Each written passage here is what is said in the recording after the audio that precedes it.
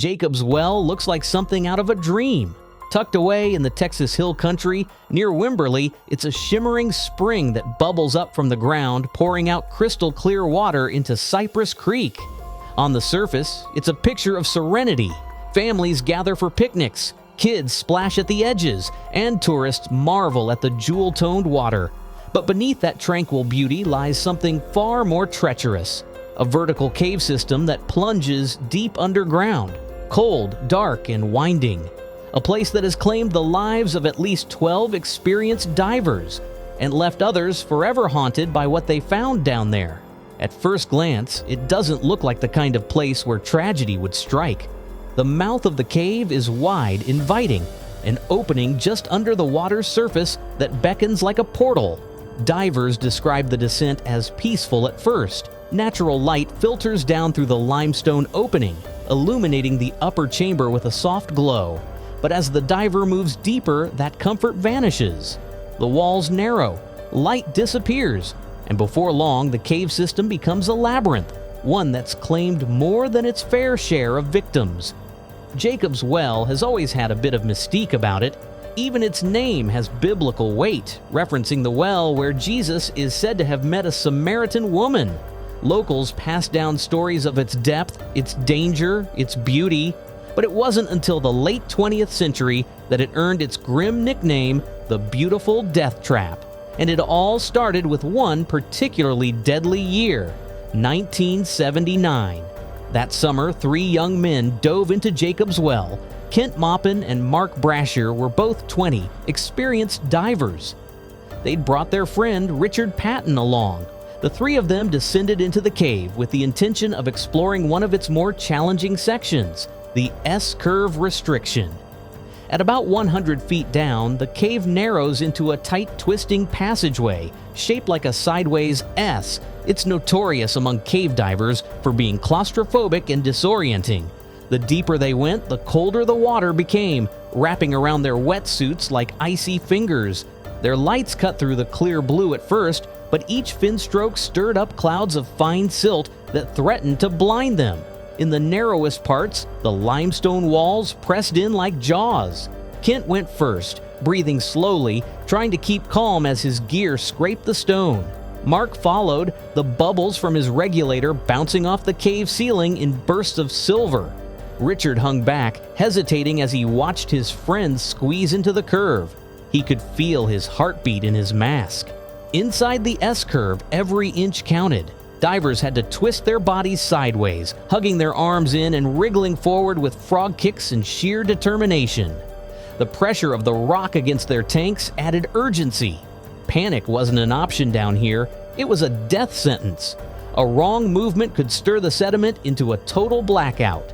There were no exit signs, no second chances, and once you're in, backing out is harder than going forward. Kent's breathing grew faster as he reached the midpoint of the curve. His gauge showed they were using air faster than expected. Mark tried to signal with his flashlight, but the tight bend in the cave swallowed the light. Behind them, Richard was caught between instinct and loyalty. Part of him wanted to flee. The other part couldn't let his friends go in alone. He hovered just outside the restriction, watching their fins disappear into darkness. The S-curve had taken lives before. The cave community whispered stories of divers who got stuck, of those who lost all sense of direction and clawed at stone until their gloves shredded. The silence was deceptive. It muffled everything except the rising sound of your own breath, the weight of rock, the cold, the darkness. It created a pressure that had nothing to do with depth. It was psychological, crushing. Kent reached the other side first, but something was wrong. He turned and tried to signal Mark, but his light flickered. The current, gentle in most of the cave, was erratic here.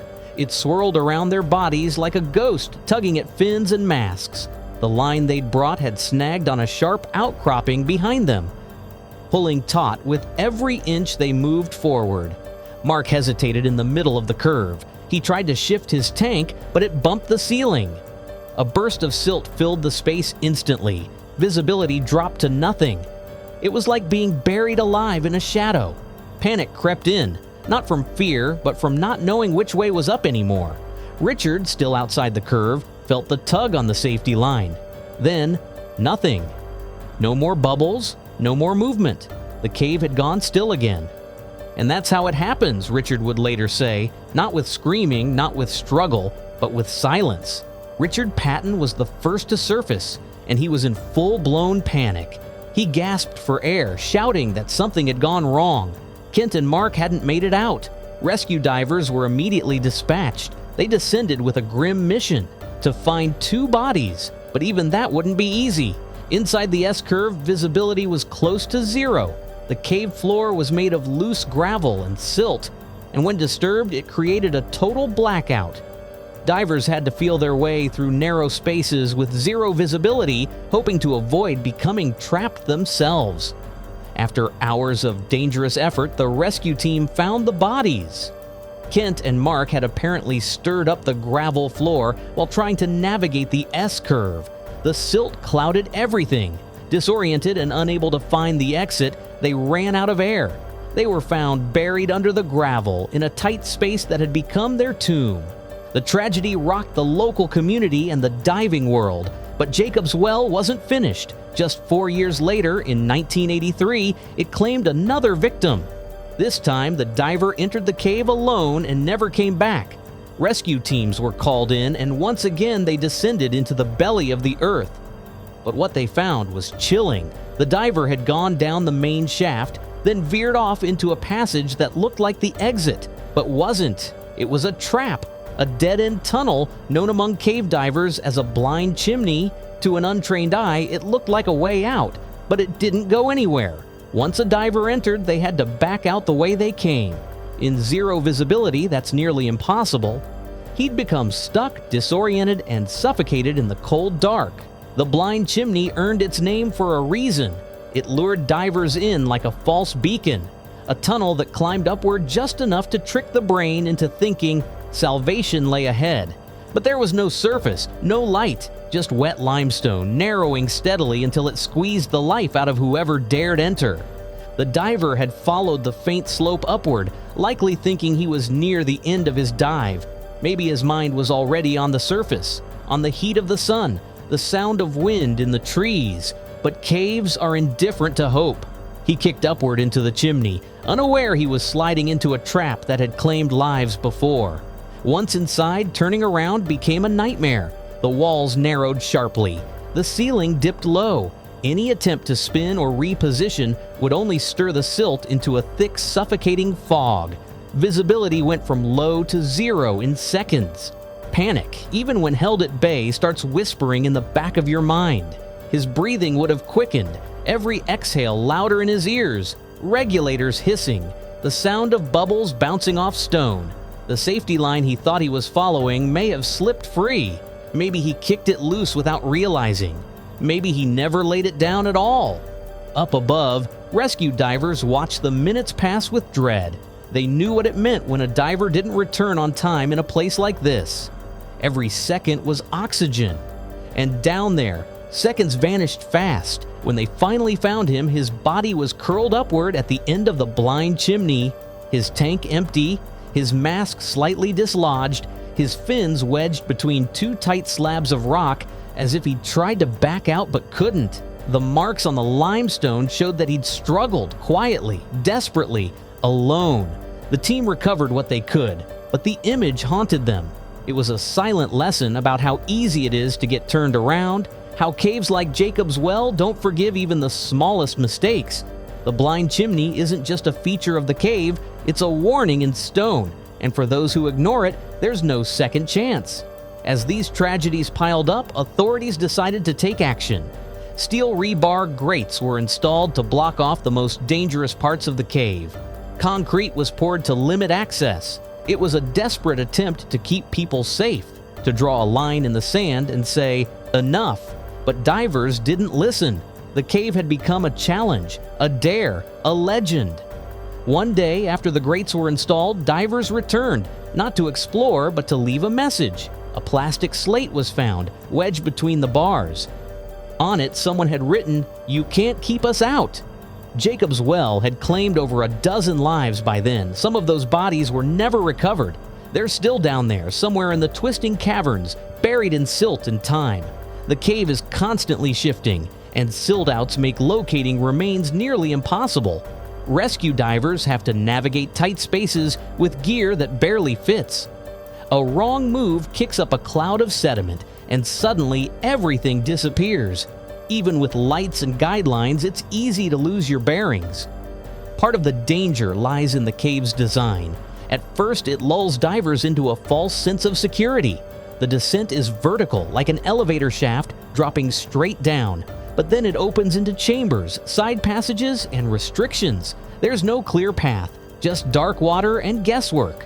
One chamber leads into another, then a dead end. Divers think they're retracing their steps, and they end up lost. Some of the passageways are so tight that divers have to remove their tanks, push them through ahead of them, then follow, crawling through limestone tunnels with no room to turn around. Once you're in, the only way out is backward. In a panic, that becomes impossible. The psychological toll is just as severe as the physical. Divers enter knowing the risks that they might not come back. They talk about the pressure, the disorientation, the silence, about feeling like they're being swallowed whole by the earth, but they still go, again and again. Why? Some do it for the thrill, others for the challenge. Some want to be the one to map the unmapped, to discover what lies beyond the known chambers. And others? They do it because Jacob's Well has become a legend, a siren song for the bold or the reckless. The rebar grates were only the beginning. Concrete barriers were poured, warning signs posted in bold red, and still some divers took it as a challenge. One day, a plastic slate appeared, wedged into a crevice near one of the deeper restrictions. Scrawled in waterproof marker, it read, "You can't keep us out." That small slate summed up the entire psychological war around Jacob's Well. This wasn't just a swimming hole anymore. It had become a proving ground, an obsession for those who viewed the cave not as a threat, but as a mystery begging to be solved. A puzzle with deadly stakes. And while the system tried its best to keep people out, not everyone could be dissuaded. Some divers were drawn by the challenge, others by the thrill. A few, possibly by a quiet death, wish they wouldn't admit out loud. The deeper questions started surfacing. Should nature's most dangerous corners be made off limits, or should people be allowed to explore them freely, regardless of the risks? Some cave diving communities argued that education and proper training were better solutions than outright bans. They believed that if you trained divers right, taught them to handle silt-outs, to manage air, to read a cave's currents, they could minimize the danger. But Jacob's Well proved again and again that nature doesn't negotiate. The silt at 100 feet didn't care how experienced a diver was. The gravel that swallowed bodies didn't check certification cards. The blind chimneys didn't care about confidence or preparation. All it took was a single misstep, a kick in the wrong direction, a pause in the wrong passage, one moment of hesitation in the dark, and then silence. As time passed, most of the deep cave system was permanently sealed. Grates covered known entrances. Only certified cave divers, working with local authorities, were allowed access under special circumstances, but the well never truly gave up its allure. To this day, Jacob's Well remains a popular spot above water. Visitors swim and snap selfies at the shimmering mouth of the cave, often unaware of what lies beneath their feet. They laugh, splash, toss pebbles into the hole, and watch them vanish into the abyss. Few of them know the names of the 12 divers who never returned. Fewer still know about the failed recoveries, the blind chimneys, the gravel traps, or the haunting stillness that can descend in a silted-out shaft with zero visibility and 20 feet of solid rock above your head. What they see is a beautiful swimming hole. What they don't see is the death trap below it. If this story pulled you in, make sure to hit that like button and subscribe for more stories that uncover the eerie and the unexpected. And let us know in the comments, should caves like Jacob's Well remain open to experienced divers? Or should nature's most dangerous playgrounds be sealed for good? Thanks for watching,